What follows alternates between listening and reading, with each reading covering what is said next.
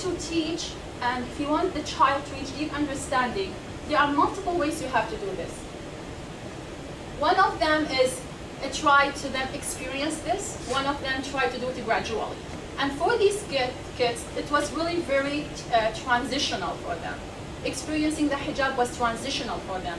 The way how they look at the hijab in the beginning was different how they look at the hijab when they are 12 years old. So this is something very important.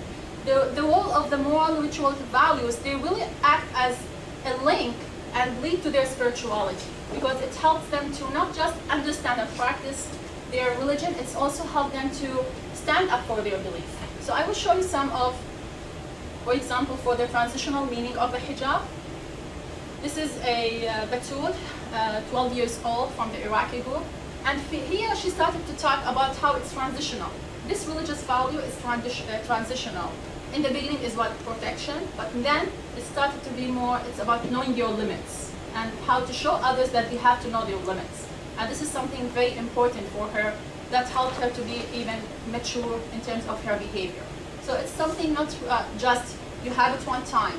There's a gradual way of developing and understanding, and there are many activities that help. Traveling back home, mother's role, the activities in the community, because this is a very monocultural setting. The community plays a very important role. Which something new that I didn't find in any other literature is correlating the hijab with Shia moral values. The girls correlate the hijab with what's going back home in terms of discrimination against Shia, the group in the Middle East. For example, this is an example of a girl talking about the historical and the role of the ritual stories. And you can see here she's saying that it's more important to this lady, what she did, what she went through, and how she was strong. And I'm very shy, I'm weak from the inside. I really feel different when I hear the story. And what happened made me feel that I should be stronger. I should not let just random guys put us down because we are wearing the hijab. So here, it's moving from the values of the community and trying to more to have it in their practical life. And how can they have this deep understanding? And this is something that's really sounds for me spiritual, not just religious. This is talking about the global nature of their gender experiences, about their grandmother, whose husband was executed by Saddam Hussein, and how this child really feels this religious commitment because she's coming from this family. So I have not just to follow the religious practice, I have to spread the message through the internet. And through using the internet, she found it really very helpful. And she's just 12 years old. This is Lebanese, 12 years old, talking about the traumatic incident that happened to her when she was in Lebanon for a visit, how they were trapped in the War of July. And she talked about, she was in grade 3, how going through this experience let her think more of being close to God and to wear the hijab, though her parents are very liberal, and she had a big fight with her parents about the hijab when she came to Canada. So this is just to show you, even back home, some of these traumatic incidents influence their understanding and how they look at themselves in a way that they are Canadian, but at the same time they are connected to back home. And in terms of the gender, quickly, I would like to say that these females as active agents, I didn't get the chance to tell you about their experiences in the schools, the issues of discrimination because of the monocultural settings. But these girls, they were very active agents in trying to educate even their teachers about their backgrounds, and trying sometimes to stop the teacher and say, no, this is not right, this happened to us, this is this. And how the power of the role models in enhancing self-identification. Each time they remember Sayyidah Zainab, remember Sayyidah Fatima, remember those stories that they used to learn from their parents, from the community, when they go to the shrines back home, and how they influence their understanding of themselves as a girl, the power of girl, we call it, and you have to stand up for what you think is right. And this is where we talk about spirituality.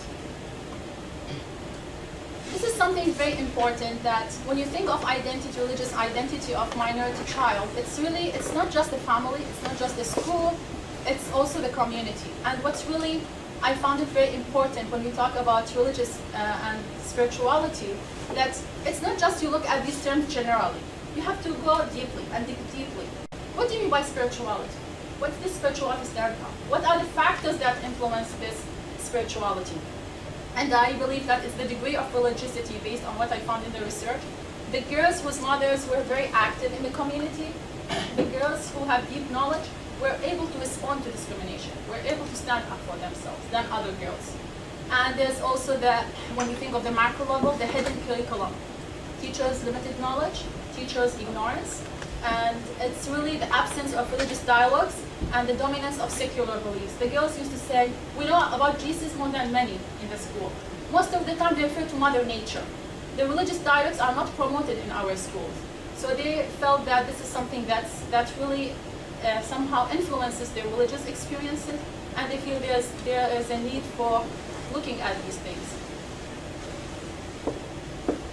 Culturally sensitive approach, it's very important to look at the intersectionality and the holistic element and various contexts. It's not just you look at the family, you look at students' attitude in the school. You have to bridge these experiences, and I feel when you are doing in the school, you have to look at the family, you have to look at the community, you cannot just separate them. And I feel always in most research, we focus in one area and we forget the other one. So this is something that if you really want to understand the experience, you have to look at the different contexts in your research. I feel more research of the experiences of Muslim Shia youth in both diverse and non-diverse, and this is what I'm doing now in my postdoc, trying to focus on high school students, extending this research. Schools are as important sites for developing the religious experience, whether it's now, I can see in my postdoc, within the Catholic or the public. More research must examine the intersectionality. This is something very important in order to reduce the potential.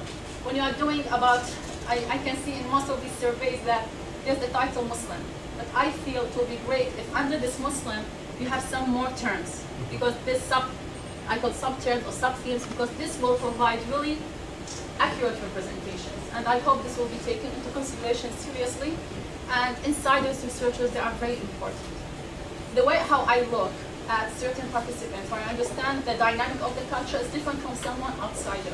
So I feel there's a need for collaborative research from scholars in various fields, and including insiders' perspective is something really very important if you really want to provide fair representation of any minority. And that's it. Thank you so much.